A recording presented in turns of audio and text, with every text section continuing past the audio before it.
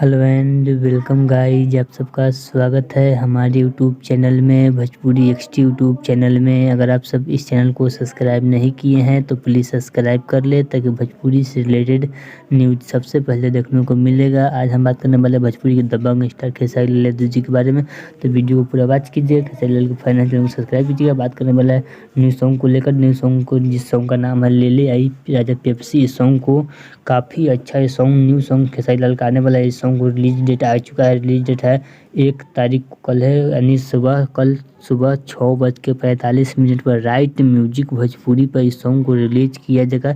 News channel है, इसको लिखे हैं प्रकाश बारूद। ये सॉन्ग कोको कोला 2 ही है, लेकिन कॉपीराइट की वजह से इसका नाम चेंज कर दिया गया है क्योंकि यह यूट्यूब चैनल दूसरा चैनल से आ रहा है। इसी के कारण इसका नाम चेंज हो चुका है। ले ले आई राजा पेप्सी, इसको लिखे हैं प्रकाश बारूद। इसमें म्यूजिक है विपुल का। इसको वीडियो में नजर आएंगे ट्रेंडिंग स्टार खेसारी लाल यादव और सोना पांडे। जी हाँ, इसको लिखे हैं प्रकाश बारूद। ये सॉन्ग ब्लास्ट होने से कोई नहीं रोक सकता है। लगन स्पेशल सॉन्ग है।